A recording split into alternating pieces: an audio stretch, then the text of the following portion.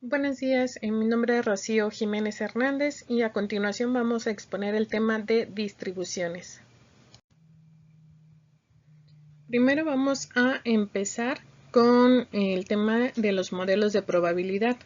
Los modelos de probabilidad en psicología son herramientas fundamentales que permiten a los investigadores y a profesionales del área realizar inferencias sobre el comportamiento, actitudes y fenómenos psicológicos. Y aquí hay algunas funciones claves de estos modelos. Uno, es la evaluación de la incertidumbre. Los modelos de probabilidad ayudan a cuantificar la incertidumbre en las afirmaciones sobre el comportamiento humano. Esto es crucial ya que muchas posiciones en psicología no tienen un grado absoluto de certeza y la probabilidad permite evaluar la veracidad de estas afirmaciones. También está el punto de la inferencia estadística. A través de la lógica de la inferencia estadística, los modelos de probabilidad permiten determinar si las diferencias observadas entre los grupos de datos son significativas o si son el resultado de variaciones aleatorias. Esto es esencial para validar hipótesis y teorías en psicología. Otro punto es la comparación de distribuciones. Los modelos permiten comparar distribuciones de probabilidad empíricas con distribuciones teóricas, como la binomial o la normal. Estos ayudan a los investigadores a entender si los datos observados se ajustan a lo que se esperaría bajo ciertas condiciones, lo que puede indicar la presencia de fenómenos psicológicos específicos. Otro punto es la predicción de comportamientos. Los modelos de probabilísticos pueden ser utilizados para predecir comportamientos futuros basándose en datos históricos. Esto es útil en el área como la psicología clínica, donde se pueden prever respuestas a tratamientos o intervenciones. También el análisis de datos. En las investigaciones psicológicas, los modelos de probabilidad son esenciales para el análisis de datos, permitiendo calcular medias, derivaciones estándar y otras estadísticas que son fundamentales para interpretar los resultados de estudios. Distribución binomial. Es un modelo probabilístico que describe el número de éxitos en una serie de ensayos independientes, donde cada ensayo tiene dos resultados posibles, éxito o fracaso. Se caracteriza por dos parámetros, el número de ensayos, n, y la probabilidad de éxito en cada ensayo, p. Ejemplo, supongamos que un psicólogo está interesado en la efectividad de un nuevo tratamiento para la ansiedad. Si se aplica el tratamiento a 10 personas, n igual a 10, y se estima que la probabilidad de que un paciente responda positivamente al tratamiento es de el 70%, la distribución binomial puede utilizarse para calcular la probabilidad de que exactamente 7 pacientes respondan positivamente. Cualidades. No, pues los resultados discretos. Solo se pueden contar los éxitos. Independencia. Los resultados de los ensayos son independientes entre sí. Y otra es la suma de probabilidades. Es la probabilidad de obtener un número específico de éxitos se puede calcular usando la fórmula de la distribución binomial. Otro ejemplo es un psicólogo clínico está investigando la efectividad de un programa de terapia cognitivo-conductual diseñado para reducir los síntomas de depresión en pacientes adultos. El psicólogo decide aplicar el programa a un grupo de 15 personas. Basados en estudios previos, se estima que la probabilidad de que un paciente experimente una reducción significativa en los síntomas después del tratamiento es del 60%.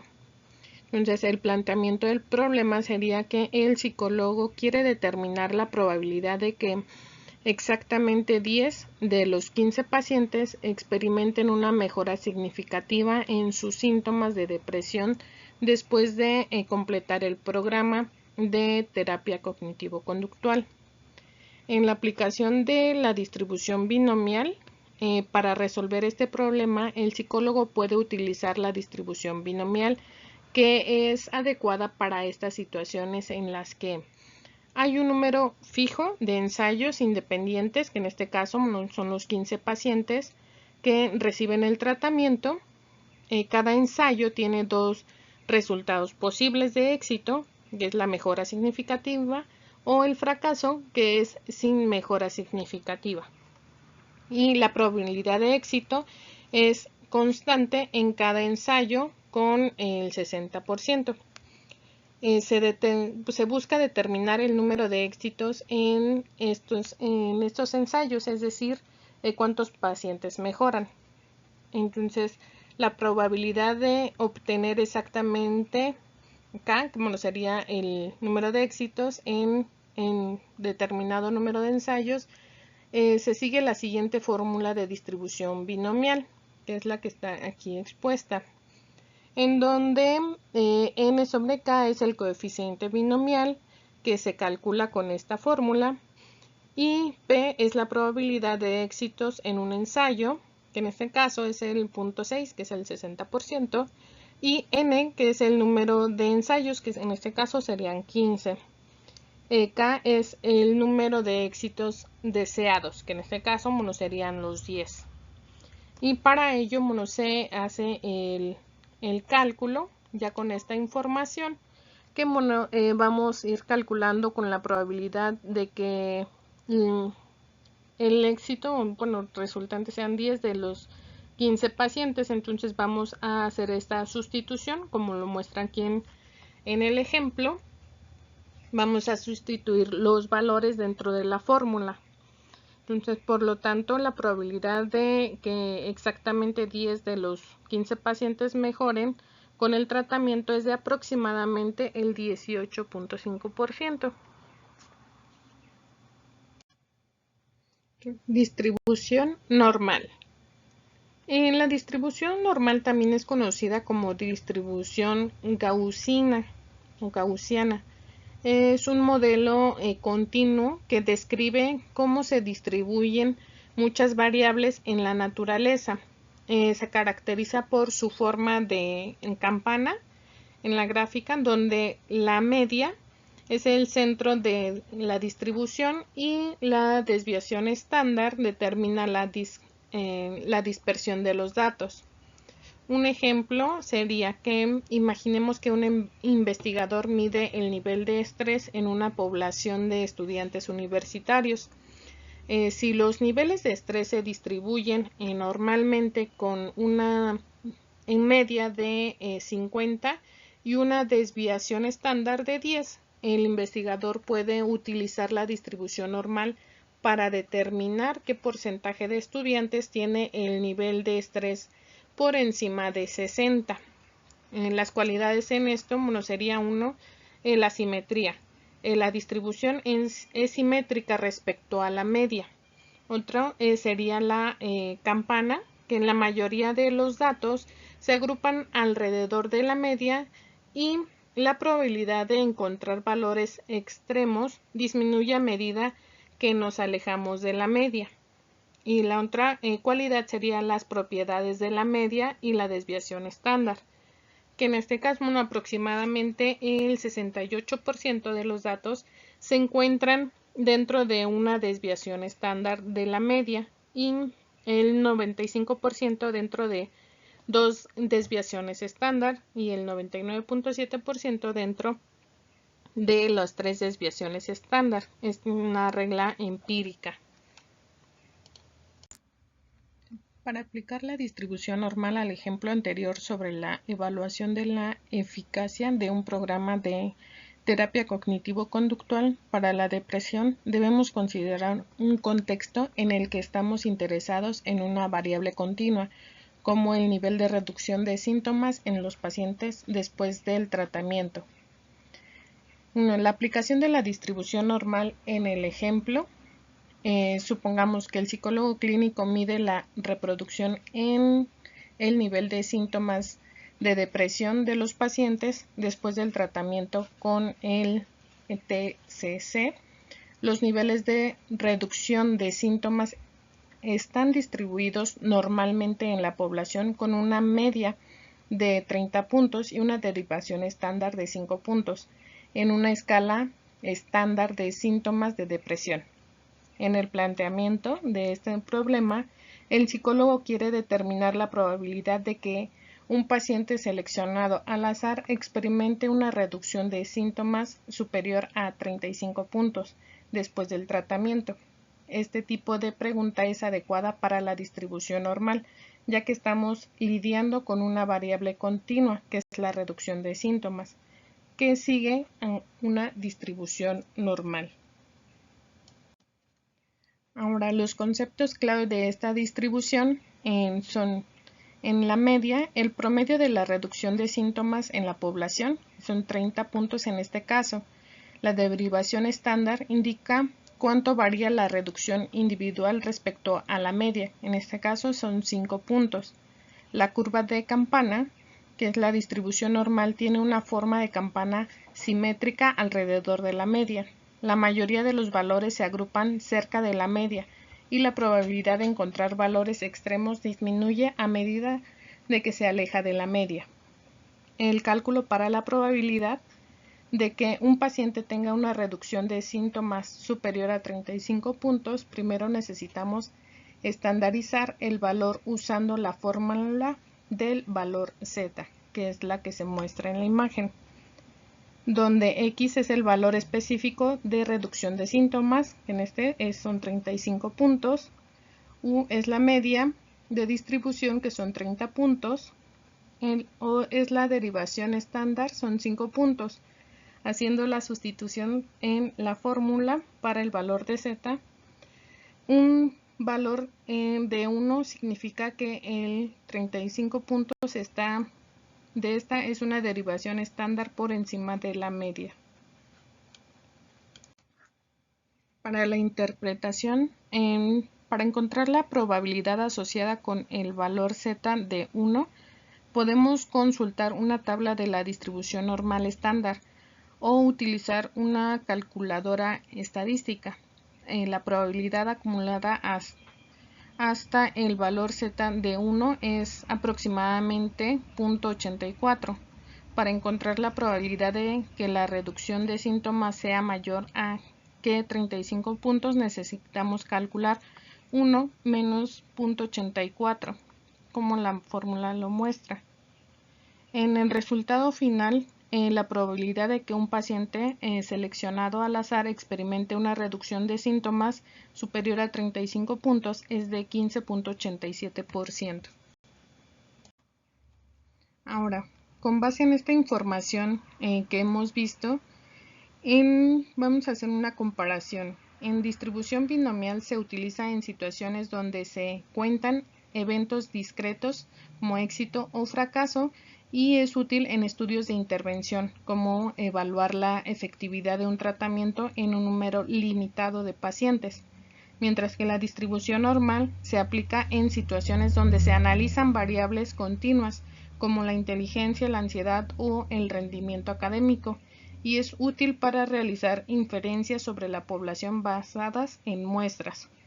Ambas distribuciones son fundamentales en la investigación psicológica, ya que permiten a los investigadores modelar y analizar datos de manera efectiva, facilitando la toma de decisiones informadas basadas en evidencia.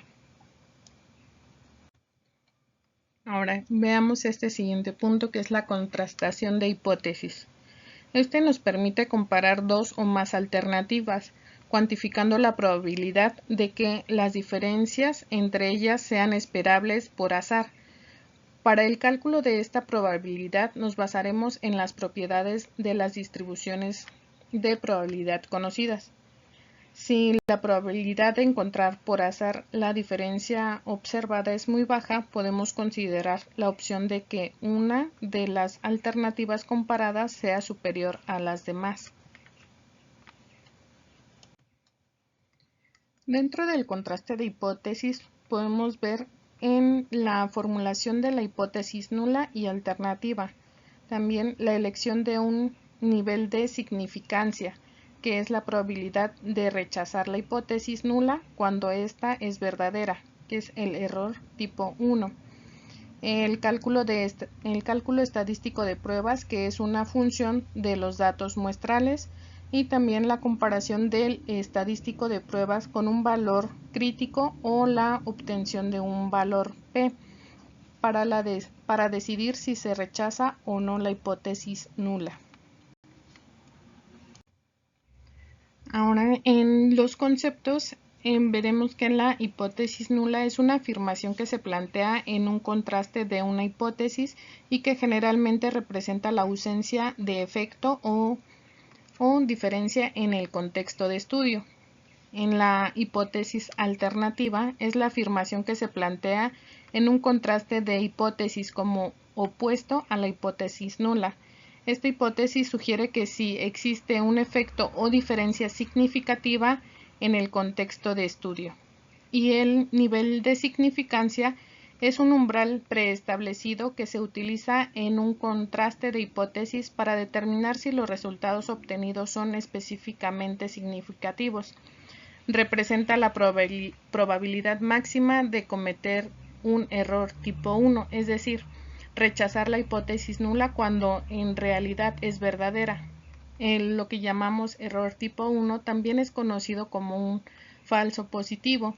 Es el error que ocurre cuando se rechaza incorrectamente la hipótesis nula, es decir, se concluye que existe un efecto o diferencia significativa cuando en realidad no lo hay. En otras palabras, el error tipo 1 es la probabilidad de detectar una diferencia que en realidad no existe.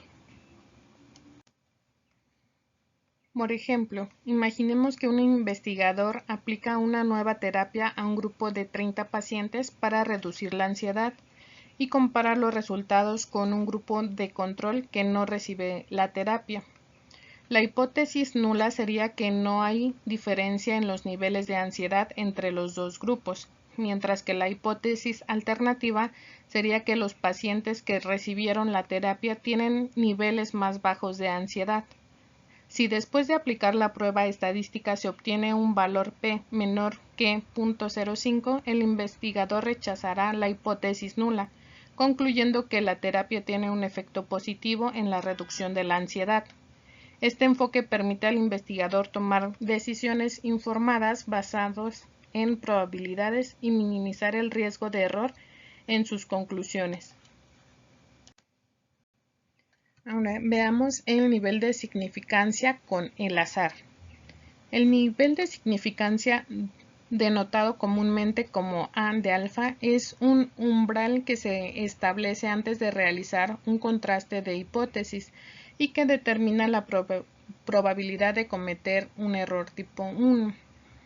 Es decir, rechaza la hipótesis nula cuando en realidad es verdadera. Este nivel se realiza con el azar de la siguiente manera. Uno sería la definición del nivel de significancia. El nivel de significancia se establece como un valor, por ejemplo 0.05, que indica la probabilidad de que los resultados observados se deban al azar.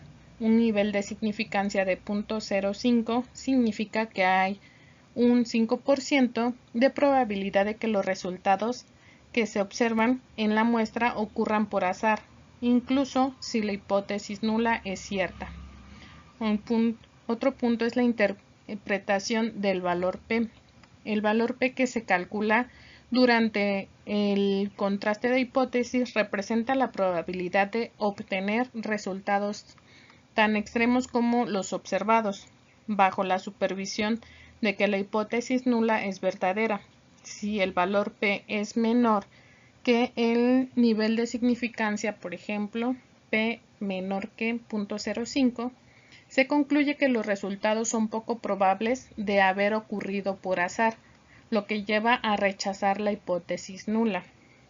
Otro punto es la decisión basada en el azar. La relación entre el nivel de significancia y el azar es crucial porque el nivel de significancia actúa como un criterio para decidir si los resultados observados son suficientemente inusuales como para no ser atribuibles al azar. Si los resultados son consistentes con lo que se esperaría bajo la hipótesis nula, se considera que el azar puede ser una explicación válida. Y el control del error tipo 1.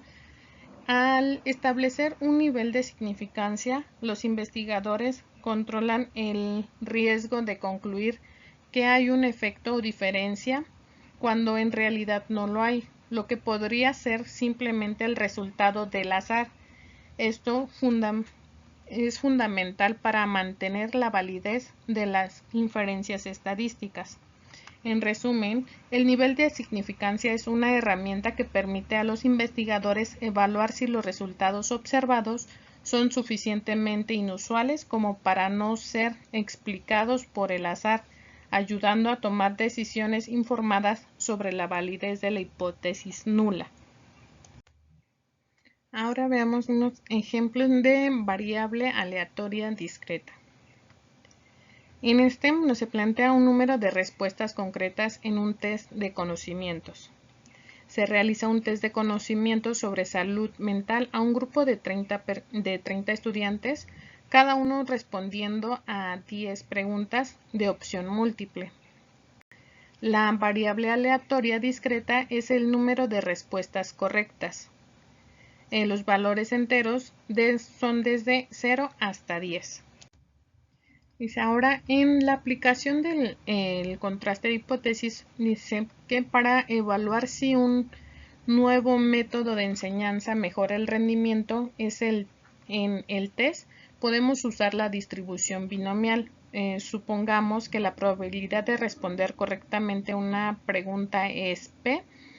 Entonces, el número de respuestas correctas X sigue la distribución binomial, donde n es el número de preguntas, que en este caso son 10, y p es la probabilidad de éxito de una pregunta. En esta utilizaríamos la siguiente fórmula. De acuerdo a esta fórmula, el cociente binomial que se calcula como n sobre k es igual a n sobre k por n menos k. P es la probabilidad de éxito en un solo ensayo y 1 menos P es la probabilidad de fracaso en un solo ensayo. Desglosado con los valores que son N10 y P, que sería el punto 7, la fórmula se convierte en lo siguiente. De acuerdo a esta fórmula anterior, podemos calcular los valores de K de la probabilidad. Entonces, sustituyendo con cada uno de los valores en K, obtendríamos la siguiente gráfica, contemplando del 0 hasta el 10. Ahora, para este siguiente punto de variables aleatorias continuas, ponemos el ejemplo que son las puntuaciones en una escala de ansiedad. En esto, los niveles de ansiedad se miden a una escala de Likert de 1 a 10.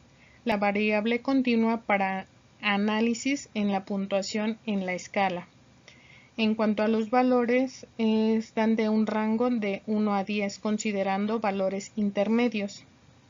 Y en cuanto a la aplicación, para comparar los niveles de ansiedad entre dos grupos, uno con terapia cognitivo-conductual y otro sin ella, podemos usar la distribución normal para analizar las puntuaciones de ansiedad. Para la fórmula de distribución normal utilizaríamos esta fórmula, en donde U es la media de distribución, O a la 2 es la varianza de distribución y la derivación estándar que es la raíz cuadrada de la varianza. Ahora, para definir los parámetros, supongamos que la media de la puntuación de ansiedad es 5.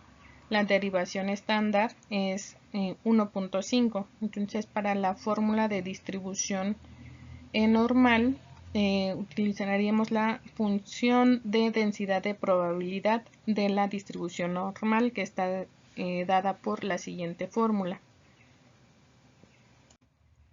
De acuerdo a esta fórmula, podemos ir sustituyendo los valores.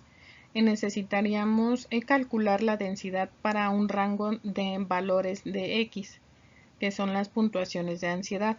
De aquí unos ejemplos serían tomando en cuenta la X1, 5 y 10. Bien, bueno, igual podemos sustituirlo con todos los números intermedios y se obtendrían los siguientes datos. En 1 sería .008 y 10 sería nuevamente .008, mientras que en 5, que es la media, sería de .26. En esto, bueno, con estos datos podemos realizar la siguiente gráfica en donde observamos en la campana. Ahora, el identificar y utilizar adecuadamente las variables aleatorias, discretas y continuas es esencial en la investigación psicológica. Las variables discretas, como el número de respuestas correctas y comportamientos de riesgo, se ajustan a la distribución binomial, mientras que las variables continuas, como el tiempo de respuesta y las puntuaciones de ansiedad, se ajustan a la distribución normal.